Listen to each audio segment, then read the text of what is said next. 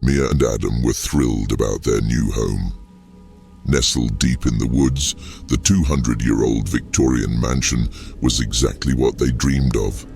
Spacious, secluded, and brimming with character. The townsfolk, however, avoided the place, whispering about its dark history. Every family that lived there either vanished or met tragic fates. Some claimed it was cursed, others said it was haunted. But Mia and Adam didn't believe in superstitions. They were ready to start fresh. On their first night, the house was eerily silent. The creaks and groans of the old structure felt natural enough. Mia fell asleep quickly, but at exactly 3:07 a.m. she was jolted awake by faint whispers. The sound was so soft, almost like someone calling her name from far away. Confused, she sat up and listened. The whispers seemed to come from below.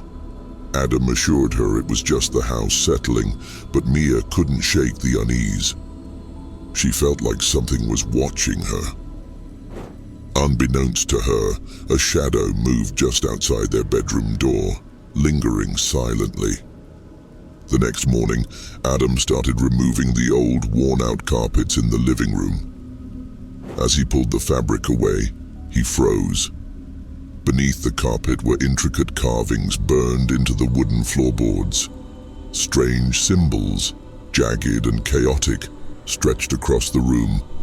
He couldn't decipher their meaning, but they made him uneasy. When Mia saw them, she felt the same strange pull, an unnatural urge to touch the carvings, to trace their edges with her fingers.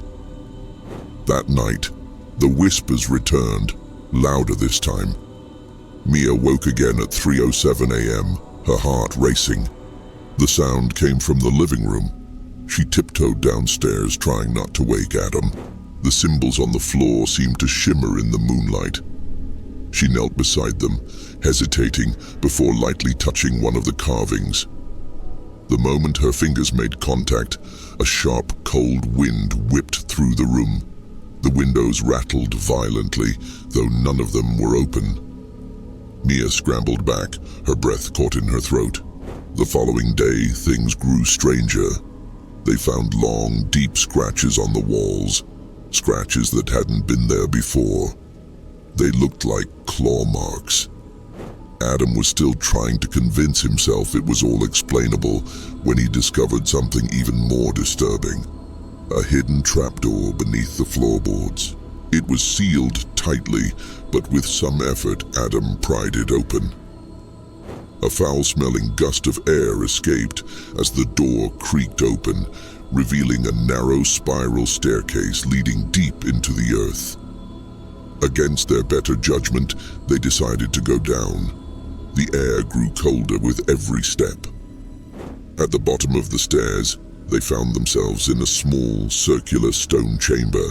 The walls were covered in faded carvings, faces twisted and screaming, frozen in terror. At the center of the room stood a blackened altar surrounded by melted candles. The air was thick with decay, and the entire space felt oppressive, like it was alive. On the altar lay several objects.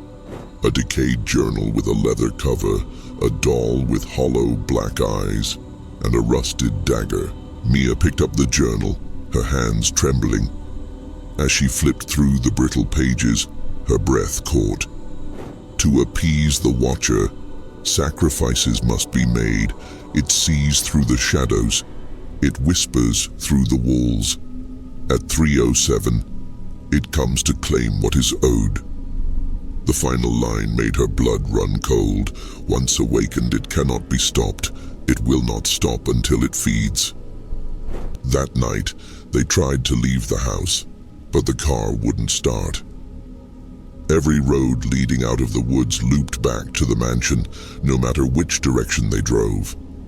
The whispers grew louder, no longer confined to 3:07 a.m. Adam began waking up with bruises and scratches on his arms and chest, as if someone, or something, had attacked him in his sleep. Mia started seeing things. Figures standing in the mirrors, faces pressed against the windows, and shadows moving in ways they shouldn't. One night, Adam disappeared into the basement after hearing the whispers calling his name. Mia found him standing at the altar holding the rusted dagger. His eyes were empty, his expression blank. "It wants you," he whispered, before collapsing to the ground. Desperate for answers, Mia turned to the journal. She read the horrifying truth about the house. It had been built by a cult in the 1800s. They used the land to summon the Watcher, an ancient, malevolent entity that fed on fear and despair. Every family that lived there became part of the curse. Once the Watcher was awakened, it wouldn't stop until it claimed a sacrifice. The final twist in the journal was the worst. It wasn't left by a previous owner who had escaped. It was left by someone who had failed to escape. On their last night in the house, the mansion descended into chaos. The walls began to bleed, the floorboards groaned as if something enormous was pacing beneath them. The shadows became alive. They stretched and morphed into grotesque shapes, their hollow eyes and jagged grins closing in on Mia. At exactly 3:07 a.m., the Watcher emerged.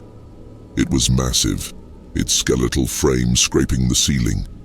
Its burning red eyes bore into Mia's soul, and its voice thundered in her mind.